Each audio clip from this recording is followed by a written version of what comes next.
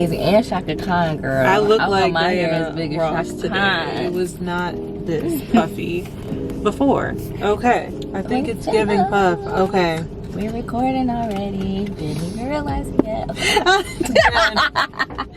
First. Oh yeah. Yeah. I'm Taylor. I'm Abby, and today we're talking about what drives you to want to quit your job. Okay. Ooh. Today we are going to be eating none My other than favorite. I told you in the last video, we're from Chicago. And I think Get you some. always, this is my favorite. People, either you like this burger or you hate this burger. I don't know why. I love Portillo's and I love a good burger. But yeah, if you ever come to the Midwest, Get a Portillo's burger. yes. Today, like I said, we're talking about what drives you want to quit your job. Today we're in my car because child care purposes. My mother-in-law was like, no, I watched the baby at your house today. And I was like, well, I guess we can't use my house to film then. So here we are in my car. Kidding. Y'all don't need to know my business. Yeah. So you'll see us eating this. I love a good. I can't even know if you can like see. Yeah, guys. open that up. Not that Look you at can that. even see the actual at that. burger itself, but it's so Wow. yummy. Should we take first bites? Yeah. Because we got a lot to say. Don't Might zoom as in well while take I a bite eat. now. Don't zoom in on me. Okay.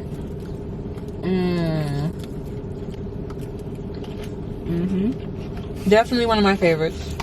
For sure. I already killed my fries. I already killed them when before we started recording. Let me open my phone and stop. With the notes, it's Digging okay. through I my know we french want to fries. talk about today, like why you want to quit your job. In our previous video, we were talking about like how did we get here. Clearly, we're to a point where we're like in a career where we don't necessarily feel happy, and you just wonder how did you get there. Yeah. And we were talking about before this started, not feeling even prepared to pick a career in the first place. At all. So yeah. Go Yeah, ahead. I know you were saying for sure like they should start out asking you, maybe in like, you know, friends and family will ask you like, what do you want to be when you grow up? And you're just throwing out anything. You're astronaut, firefighter, like you just throw it all out there and it's fine. Like, oh, that's cool, that's great.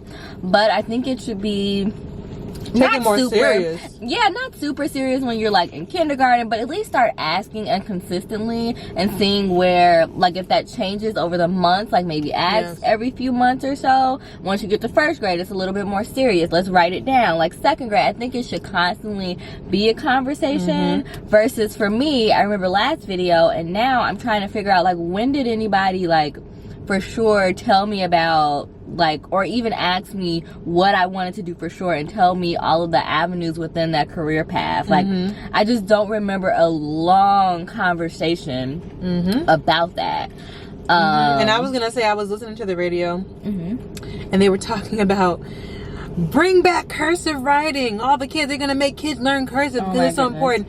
Learn how to sign your name. I will say that's very important. But can we learn how to sign a check for sure? But can we talk about, we can actually spend time in the curriculum of like introducing kids to different career paths and like doing stuff like that. I think they're so focused on Common Core and math, and then you get to like geometry and trigonometry and calculus, and even just when they're younger, like with learning cursive, I think to me I think cursive can be just learn how to sign your name. Like I don't write in cursive. It's so funny how like my parents, I told them I never write in cursive. They're like, you never write? No, what am I writing in cursive? Where? Why? Like, and I honestly we type hate everything that. out. Yeah, we type everything out, and honestly, I think cursive be dangerous, low key, because you can't really read everybody's cursive. It be different, especially like it depends. And me working in a hospital, like when the doctors used to write terribly or write in cursive, I don't know what your order is saying. Like cursive ain't that important as figuring out your career. So, like she was saying, I think just in introducing careers more so when you're younger, and then also I was gonna say too, normalizing the gap year once you graduate high school to truly allow people time to experience life and to take their time picking a career. Unless you already know what you want to do, then do that. But those it just people are wasn't. very fortunate. Yeah. But me, I was It's not the that average person. person. I don't think a lot of people are that person. So you for sure should have time. I definitely went into college undecided. So And the thing is, even if you're given the option, because I feel like if I seriously brought that to my parents as an option, which I wouldn't have, because it's just not out there enough to where I felt comfortable saying like, I think I should take a break before I go to college. Like, enough people aren't doing it, so it's just not normalized right now to where I felt comfortable even doing something like that. Because I would have felt behind from everybody else. Not that you should compare yourself, but if all of your friends are going off to college and you're like doing nothing for this, or like doing nothing for nothing all of this time, then you just feel like behind because nobody else is doing it. Yes, and that's why it's not normalized to do that, and it should be. And that's why I was saying too, I cried when I didn't have a job. I cried when I got the job, because you just don't, it's not normal to be able to take a break and really pick what you want to do and figure out what you want to do with the rest of your life. Like, you're rushing, but then you're just wasting all that time when like you're rushing anyway, because then you figure out you don't even want to be there once you get there, and like it's just for sure such a waste of time. For sure. And like, even I know we were talking about like when you graduate, you start out with that motivation. Like, they have you prepare, or what you feel like is prepared to go out into the world, and you have like a little bit of like a push out the door. And then after graduation, like you were saying, you start looking for jobs. And then like you get some rejection, maybe even you're spending your whole summer like trying to rush into the rat race of everything, and then you finally get your job, and once you're there, like you feel like, I guess because you rushed into everything, you were just trying to find something to do, trying to keep that motivation going and find something to do with your new degree, that you end up feeling lost very quickly. Like, that motivation starts to fade. And like, there's no, even once you get into a career, there's no like, I guess there's HR, but there's no like guidance there to keep you going. I don't know. Even with the basic stuff, like I remember when I got hired, everybody was still, who else had a job where you started and you were like struggling to figure out like how to sign up for your 401k or how to like, what does that even mean? Why is it all like, or who knows how to sign up for your health insurance? Like, that stuff after you're 26. Like, okay, they just like, nobody is talking to me about it. There's a number to call, but like, I don't know. They don't tell. They didn't tell. Or even for me, like I worked a union job, and it wasn't.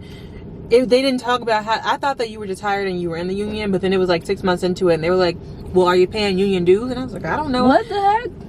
I thought that they just automatically did. Like, I didn't know, but like one union job they did, the other one they didn't, and I had to like specifically sign up for it, and so it's just annoying, to be honest. But like you were saying, just the lack of preparation. But what they want to prepare kids to do is learn cursive, because clearly that's what's so important. Not taxes or anything, not picking a good career that you want, or taking your time to do it. It's just it really stuck with me when I was like, the fact that mentally I started nursing school and I wasn't happy in nursing school. Most of my classmates weren't either. They didn't really want to be nurses. Most of them didn't even want to finish doing it, but what else are you going to do? And most of those people that I was in nursing school with are not even like doing it anymore. They're all finding different avenues and they're not doing it anymore.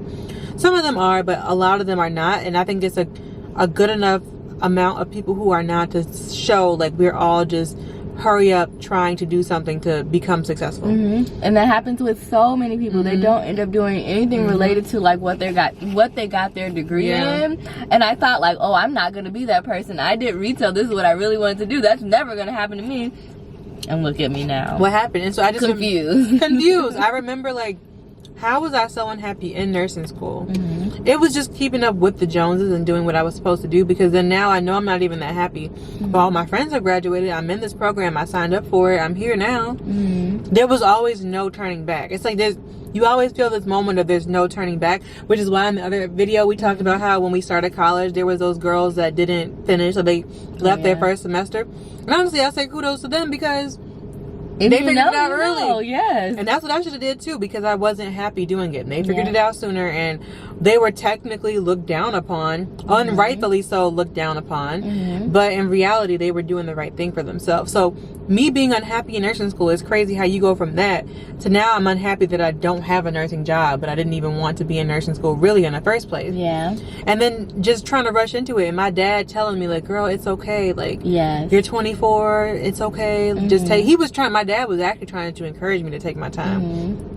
He said, once you put your nose to the grindstone, you can't take it off until you retire. And I was just looking at all my friends working and making money and getting married and moving on with their lives and having kids. And I was like, well, I'm just sitting here in my childhood bedroom doing nothing. But in reality, it doesn't have to be about doing nothing, like what she said. Like Taylor was saying, you can like work another job. Like you could work a retail job or do something until while you're doing research, while you're trying to figure out what you want to do. And it'll be a lot easier if they prepared you throughout elementary school and high school to really take career searching seriously. And another thing, this is off topic, but to the people who sway others to like choose a career that they don't truly want, don't do that. Tap on the hand of you, because I had so many people, every career that I chose, so many people were like, well, you know, that doesn't really make a lot of money and blah, blah, blah. And so, like, why are you telling a child that? It's not always about that. And I would say that I am going through a tough time now, but I've had so much in my personal life, what I consider success. I've been able to take care of myself just fine with the job I chose, and I'm pretty sure that can happen in any career you choose. If you work hard enough and do what you're supposed to do, you can achieve anything you want to. And I just do not like when people tell others like, oh, or like try to give their opinions on what you're choosing to do, because I feel like that pushes a lot of people to do things that they don't truly want to do because they're like trying to keep up with the Joneses, or like just trying to do something that everybody looks at as a good job. Like, and that's how we end up with, my friend is an amazing nurse, but like people who don't really want to be a nurse and they're treating patients like Lord knows what, is because they don't truly want to be there. And you're choosing a career because of what everybody else thinks is good, or what somebody told you, or I don't know. Choose the job that you love and do that, and don't listen to anybody else's opinion, and don't be the person that gives out bad opinions. I'm sorry, I have to throw that in there. But also, speaking on that, I think that any career that doesn't make a lot of money, the one, that's okay. You just, again, that's okay, because if you learned budgeting and stuff like that when you were in elementary school and high school, you would figure it out. That would be great. I will never forget, actually, when I was in elementary school, the lessons that actually stick with you that matter, I will never forget. I think we were only in like the 5th or 6th grade, and I had a math teacher that said, okay, you're going to be in a group of like 3 or 4 people, and you're all going on a road trip. And she gave us all the information we needed to know. She was like, you need to pick a car. She gave us like a list of 10 cars, or even we probably could go on our little computers and look up different cars, like a good family road trip car. You have to figure out, like, since it was math, calculate the miles per gallon, where are you gonna go, how much money is it gonna cost you to get there, what are you gonna do when you get there, what hotel are you gonna, like, she had us really looking up and budgeting and trying to figure that out. And I just thought that was the coolest project ever. I love that. Why have we never done that since? I don't know, but I'm saying if we would have figured that out a long time ago, done more projects like that, learning how to budget your money, then you working a job that doesn't have as much money would be okay, first of all. And all those jobs that don't have a lot of money, they are successful in other avenues. You can make, you want to be a photographer or whatever, like, they do make money. You just have to work your way up to become that. And even if you don't, it's okay, because you learn how to budget and not just cursive writing, okay? Right. And I also think it depends on your lifestyle and what you want to achieve in life. I know right now everybody's like picking their whole like aesthetic, I guess you can say. And some girls or guys, you are that like luxury person, and that person that wants like the Lexus, the diamonds, the whatever, red the bottoms, big old house, the huge house. For me personally, that's not what feels good to me. That's not what brings me, like, I'm looking for comfort and peace in my life. I'm not really looking for anything to, sometimes it's not to impress anybody. Sometimes people do it because it truly makes them happy, but that's just not what makes me happy. So for me, I don't need a whole lot. So I guess that's why I consider myself successful in my career, because I wasn't looking for the luxury to begin with. I was looking for peace and things to take care of myself, and to have that comfort, and at least to know that I can like provide for myself and do for myself, like having a car to make sure I can drive myself from point A to point B. So those were my like luxuries, I guess you can say.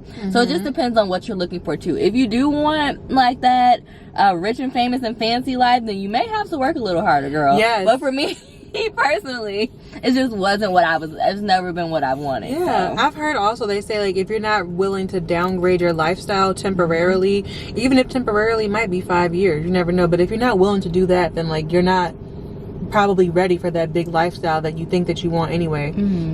You have to be able to, again, work with what you have and budget and figure it out and take your time. That's because at the end of the day, like, look at us, we're almost 30 and we still don't know what we want to do. So like, we were trying to achieve that high success early, where like she could have made a lot more money if she just kept moving up and up and up and making close to 6 figures, like, or more. You could do that in the current career path you're in. You could. I just don't. But that doesn't bring you peace. So it's like, you have to work hard for everything you want, not just physical, tangible, monetary things, but for the peace of mind that you want too. Like, you have to work hard for that, and part of the working hard for your peace of mind is taking your time and like figuring out what you want to do. If that means living at home for a little bit longer, if you that honestly, what I've come to realize now that I'm 30, like, it's a blessing. Like, I don't think I mentioned this in my other video, but for me, when my daughter's 1 now, she just turned 1, and so when I moved back home, I was like 7-ish months pregnant, and I really hated it. Like, I hated having to do that, but at the time I downgraded because I was working a job as a nurse, not doing right with my money, because did I learn budgeting? No. But I just wasn't doing right with my money, and also I could still continue to work those jobs and make a lot of money, but that was not what would bring me peace. I was so unhappy when I had to go back to work and leave her at home. Like, I was so unhappy. And that was when I realized, I think that's what something you said earlier made me think about, like, when you said peace of mind, you have to think about the lifestyle you want to live. When you're 70, 80 years old and you look back at your life, what's going to matter more to you? Is it going to matter more to you? I was in that office, or was I with my family creating memories? Like, and again, that depends. There's some women or guys that are career driven, and that means a lot to you. That's okay. But you can't judge others, and you can't like look at somebody else's life and say, this is what I need to be. It's all about what you see as your like goals and what you want. Like you said, when on your deathbed or in your old age, whatever it is, what will make you happy looking back on. So that's 100%. Very valuable. Yeah, and that's the peace of mind that you also want to have, like, when you're that age. You don't want to look back. And that's what I keep telling my husband. She's like, I don't want to look back and be sad that, like, all I did was work my butt off my entire life just because I was constantly trying to achieve monetary things versus, like, hold up. Let me take a moment back. Let me move back home. I know that this is not ideal, but honestly, it ended up being a big blessing for me to be able to move back home and to just take my time.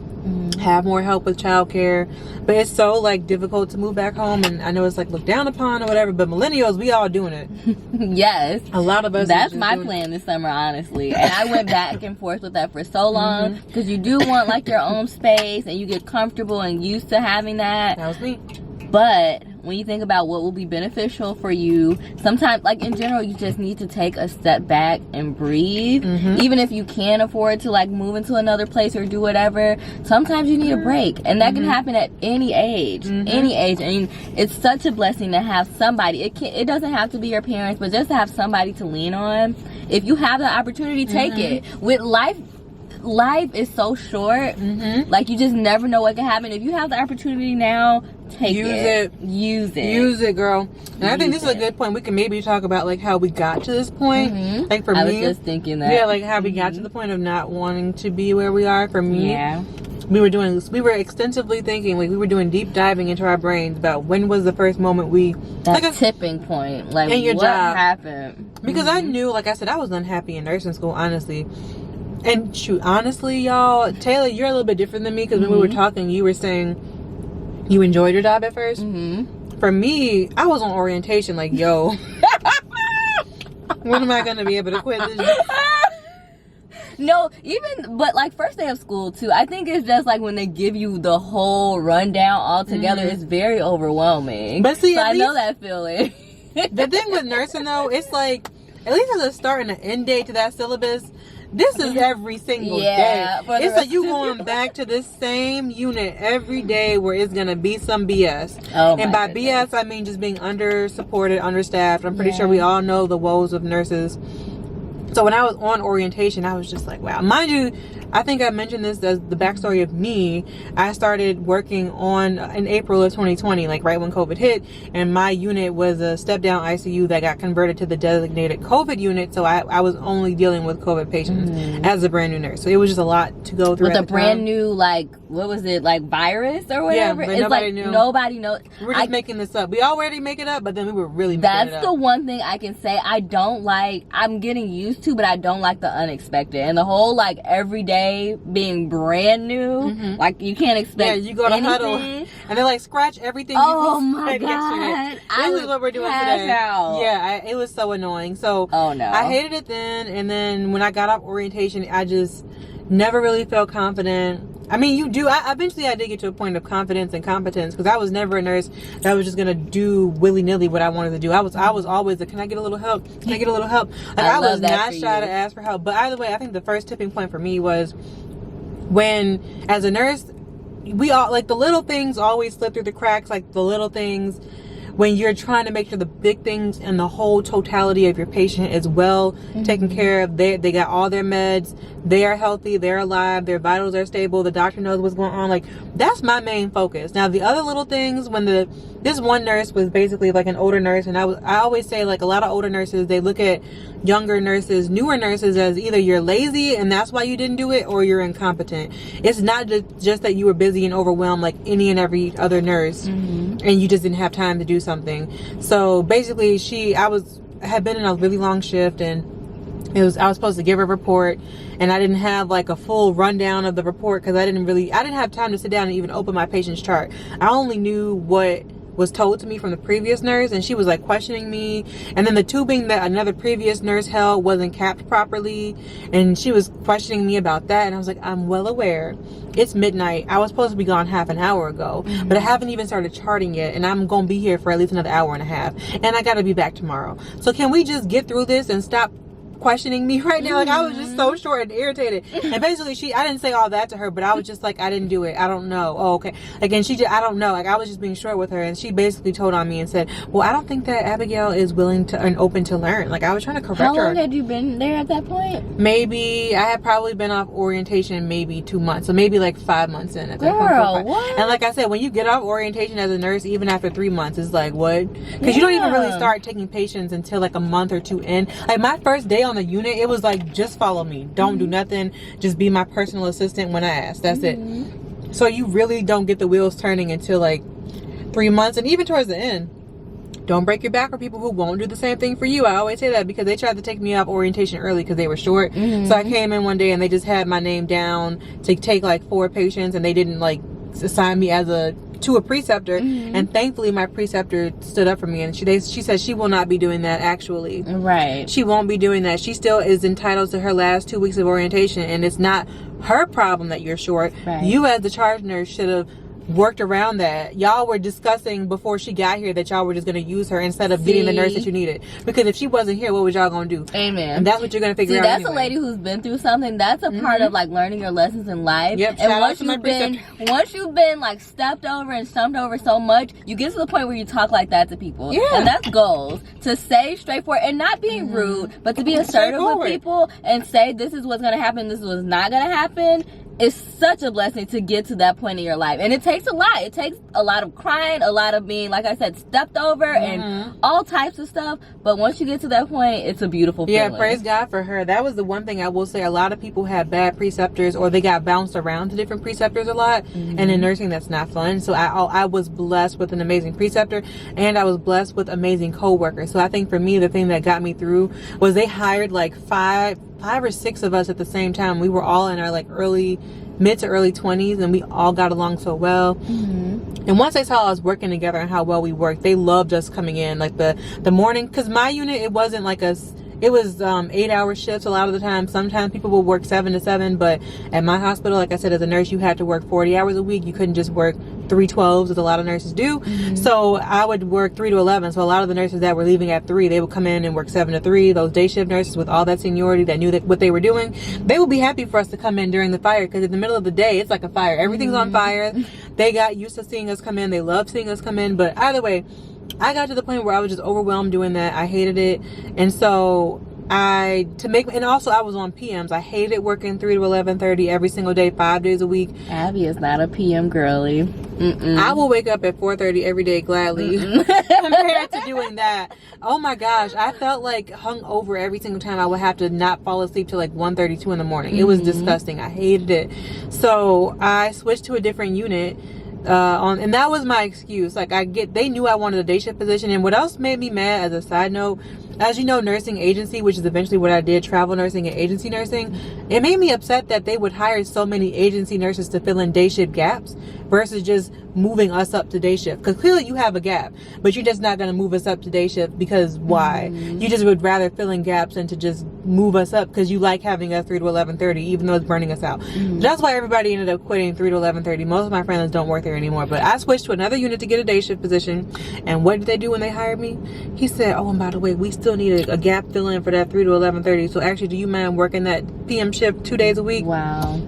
And I was like, so y'all just that is manipulation. That is, it's wrong, and that's all types of things. And that's why when when you were saying being able to stand up for yourself, like I wasn't able to stand up for myself, and I was just like, sure. Yeah. But I promise you, even after me switching, I still was coming to work every day crying. Yeah. Even though that unit was a lot easier, I just knew I was not meant to be there, so I ended up quitting anyway. Yeah, you're knocked down, like it's over with. Like once you are defeated, it's just hard to. It was too much, so I quit anyway. After switching units, I quit like maybe no more than 3 months after working on that unit. And I think again for me it was kind of not easy to quit, but more understanding to try to quit, because I told them I was going to do travel nursing, and all of them were like, oh yeah, if I was young and like you and I didn't have kids at the time, I didn't have any kids, yeah, if I were like you I would totally do it, because it was still the COVID rates to make money. So that's what I did. So I travel nursed for a little bit, and that gave me a little bit more leeway over my schedule. That is a blessing of nursing compared to other careers. Like your career do not I mean, maybe there's a travel retail worker some way somehow, sure, but typically, you know, like stylists that travel and all that stuff. But yeah, I was thankfully able to do that, and that kept me over until the point where I got pregnant, and then I was not going to be traveling anymore.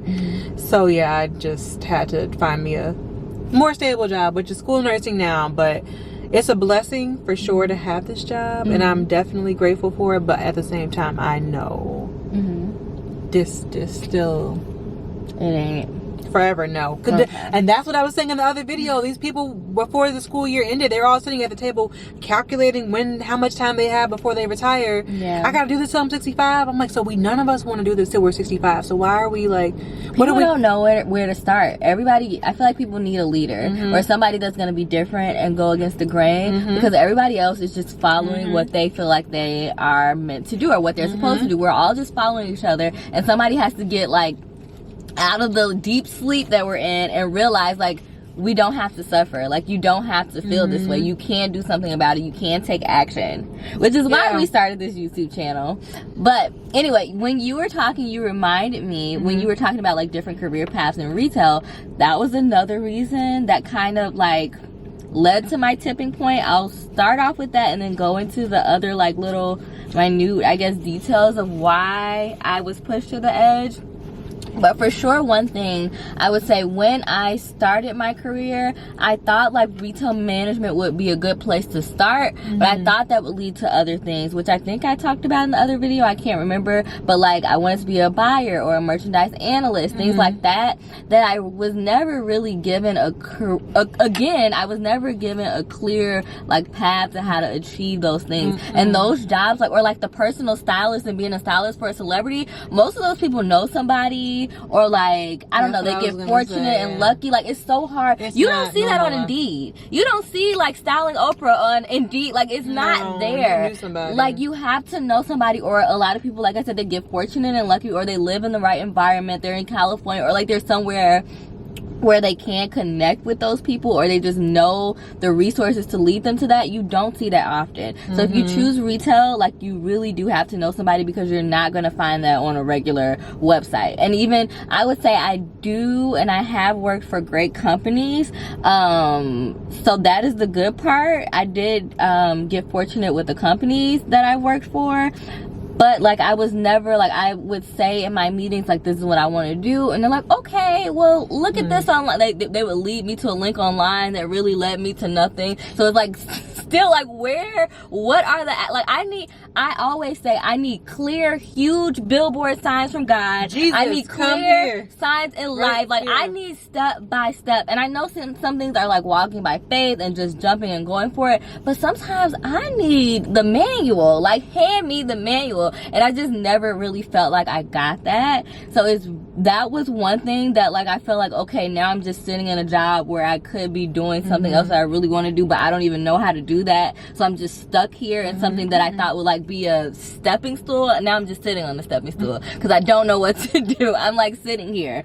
So that was one thing. And then like while that's like brewing and boiling in my head, like I come into work sometimes and it's like, oh, the hangers are turned the wrong way, or the jeans on the table were folded like to the east instead of the, like, I care, but that is not like, this is not what I want to do. Like cleaning, like I can be taught that. I wish it was a class at school. I could be taught that at home, but here, like, I get that's a huge part of retail, and your presentation is everything. But also, like, especially after long days in retail and all that we do with customers and all that we deal with throughout the day, like, that is the last thing I want to be told, when in actuality I'm supposed to be on a different career path and journey anyway. Like, why are you talking to me about a hanger? It's the same way even like with my job. It's like when they get down to the nitty gritty, I think God gives you, it's important, but I think God gives you grace for what you're meant to do. And I think that the frustration that we're having is just because we're not really meant to be. And also, that's one thing, but two, I think it's also that everywhere is just short staff, and all these owners of the corporations and stuff are not willing to really pay us what we're worth or hire more staff, because there could be people that and these bigger stores, like the bigger stores that you work in, just hire somebody to go around and keep cleaning all day. Because, like you said, sometimes you're doing that, and then customers are coming to ask you things. And like you said, can I return this from 250 days ago? And like, how do you open a cart? Like, I'm doing other things to set this business up for success. So when you're talking to me about one hanger turned the wrong way, like, I'm not feeling like it's like, out of all that we're focusing on, like, that is not at the top of my priority list. Correct. And I get, like I said, it's very important, but when we have time, when we have proper staffing, like, then that's something that you can, like, if we have, if it matters that much to you, then hire the staff to then do you it. come in, and I'm just kidding, take that out, cut that part out. No, we meant it. Come here and do it. And that's what I would be telling the managers. The managers would be like, man, the rooms are really dirty, and you could, why don't you come help me? Right, if you noticed it, then you walk in the room and you saw that my patient needed to be clean, but you knew you couldn't find me because I was clearly busy.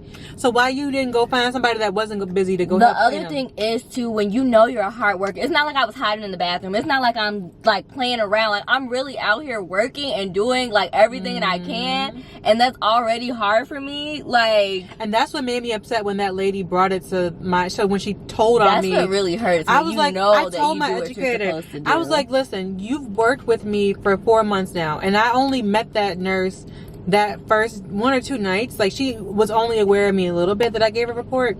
And I was like, but you know who I am, and you taught me a lot, and you've watched me learn from a lot of nurses. So why is it that her one opinion of me, when I'm telling you what happened, even mattered? And I started crying, and then she brought something else to another one of my friends' attention, of someone saying that the PM nurses aren't doing X, Y, and Z. And she defended herself and started crying. And then she started to realize that, okay, maybe this is a real problem, that like, it's not really them, but it's these older nurses who I've been working with for years, and they're still just complaining about the same crap. And the same stuff that they're claiming we're not doing, a lot of people fall. Like, we all make mistakes. Like, it's okay to make a mistake. And I'm not talking about a big mistake as a nurse, but I'm just saying, like, little stuff. Like, we all make a little tiny mistake. Dang, relax. And like, everybody isn't the same. Like, recognize people's strengths and build that up. Like, you want them to learn in other categories too, but work on their strengths. If they're not the best cleaner, have somebody who is the best cleaner do that. Have them work those shifts together. Like, spend time actually scheduling people and learning your team versus forcing people to do things they're not even meant to do. And that's not the culture, though. The culture is just do this. Just throw them on the schedule and make sure it meets demand hours, and that's it. Like, no. They're just so used to not having, like, jobs in general, they're just so used to not being able to retain employees as they should. I feel like at this point that it's just,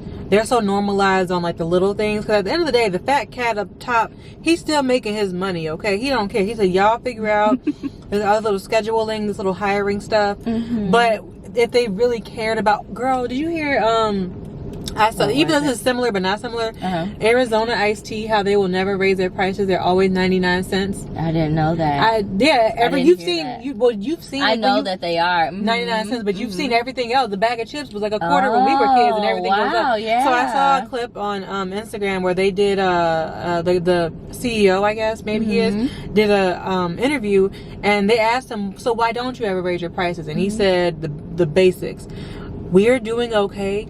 Why do I need to raise the price to make it harder for my consumers to buy my product? It's greed. So why not? That's what his mindset has me thinking about these other fat cats at the top too, the CEOs.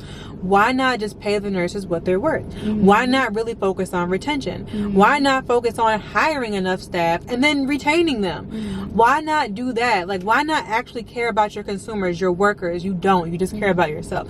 So when he said that, it was just so strange to hear a CEO actually care about the people. You know, I can't speak for his workers or what it's like to work for his company, but at least for his consumers, it's caring about the people who are below you that actually contribute to your business. Whether you are a consumer of the business or an employee of the business, even you are contributing. Yeah, training programs too. It's like some things I was just thrown in and expected to know. Like, how are you like discussing something with me that we've never even like seriously went over? And I feel like that from the beginning. Like, there's so many things that if I really thought about it, that I could catch up on, that I taught myself or just learn from other co-workers. That's why like you never even seriously trained me to begin with. I gave up as a school nurse. I gave up on really trying to be tedious about a lot of little things. Yeah, because we will be on a Zoom call talking about like little things of how do you do X, Y, and Z, and then the lead nurse will be like, okay guys, this is what we're doing and this is how you do this. And then all the older nurses will be like, well actually I've been here for 15 years and this is how I've been doing it and I don't have to do that. And I'm like, so what am I supposed? I give up. I don't care. I don't care at this point.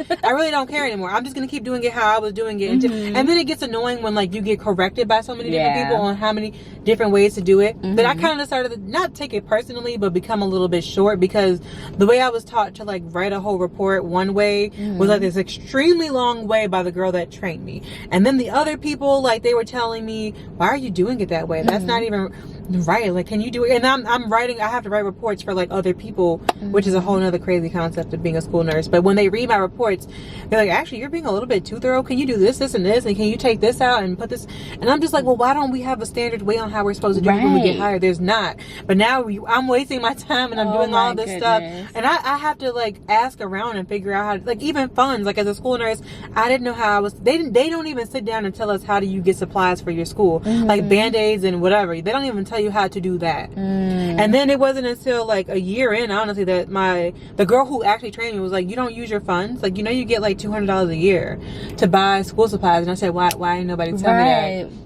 That's something that's actually important to know. And so I had to go through and like learn how to do that. It's just so many things that they don't actually teach you, right? And everything's like a link on a website or a video and like 5, 10, a trillion paragraphs about something. Like, no, physically, like, teach us, have training courses, have somebody that's training your team so that they can really be held accountable and know and feel confident about what they're doing. How did jobs get this far? Like, any job, any company in general, how did they get this far to where things are just, y'all ain't figured out how to standardize just teaching people stuff? Right. Like, but again, I think that they almost can't, because at the end of the day, being so short-staffed and underpaid, nobody has time to really fill in those cracks to do that stuff, and that's exactly what they need. But no, they're just like, well, this is how it is, and honestly, I don't have time to standardize it, and making it standard won't work, because then we'll see that there's really not enough hours in the day what we're asking you to do. Right. So anyway, that's the truth. That's the real truth right there. So don't even worry about it. Yeah. So don't worry about it.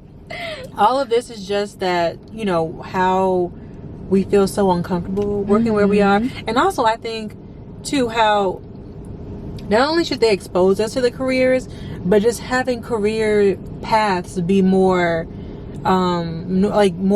educate us more about where that career can take you, because you chose retail step by step. Then it's like, okay, well, if you're in teaching you, okay, so Taylor, now you're in high school and you seem interested in retail, so let me tell you what you can do. You can start off as this, and then just show you like a whole spider web of like where that can take you and all the options that can take you. The same way with nursing, like, show me the exact options, not me having to like become a nurse and then you start off bedside, then you hear word of mouth how to do X, Y, and Z, and you got to know somebody, versus like, okay, you seem interested in nursing, let me tell you all the things that you can do with that. It's not normalized. What is it, like clinicals? Like, they should have like shadowing experiences for everybody, and early, not like right before I start, like not a year before I actually start this career. Like, I need to know early everything I can do. There should be so many, like, instead of all those field trips, shadowing, like, everybody gets on a bus. I've been to the zoo enough. Right? No boys do. I've already been to the pumpkin And patch. I get that's fun. Let's do that too. Like, it doesn't have to all be serious, but there should be moments where like people who seem like they're seriously interested in a career path should be able to physically see what that's like day to day.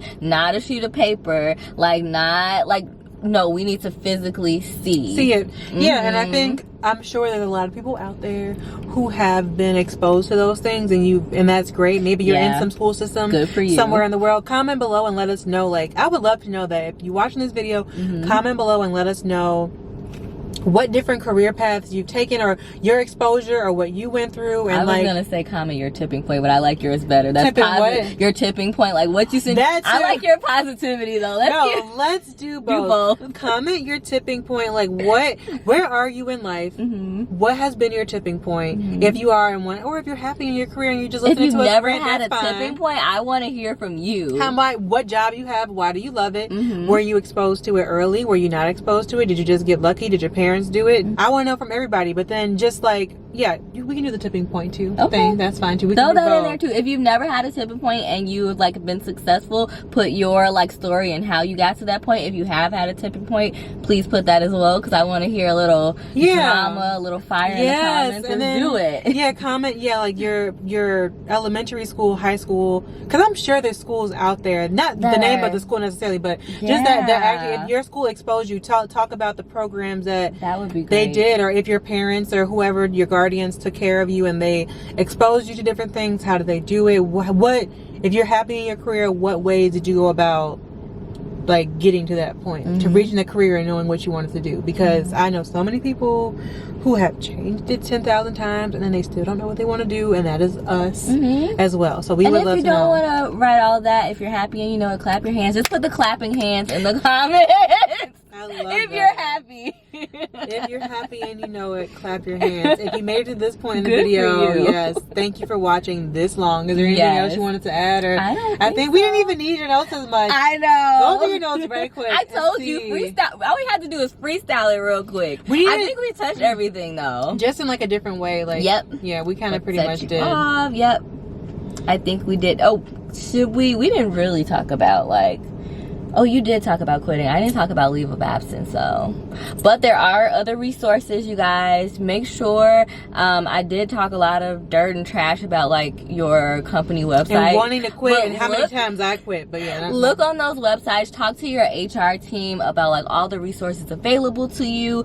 If you are not at the point where you want to quit and you want to see if you can, like, stick through things, or if it's something just going on with you personally, talk to your HR team or call and find out about leave of absence or therapy. There's so many options. Well, for some companies there are things available, but they still can direct you to the proper resources. Correct. So take advantage of that as well. Yes, there was a nurse that I was working with. She took like I think she called it a mental health leave of absence. I think so. But she just took the rest of the school year off from like March or April, May, and she just came back the next school year, and it wasn't my business what exactly was the reason why.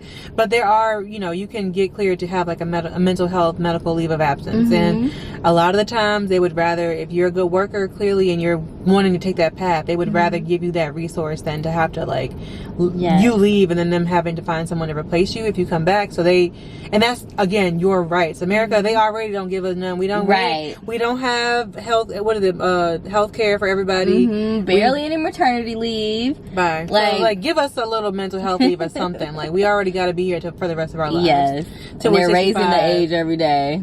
It's gonna be 70 tomorrow. They raise it by 1 minute every day until before you know it, you gotta be 90.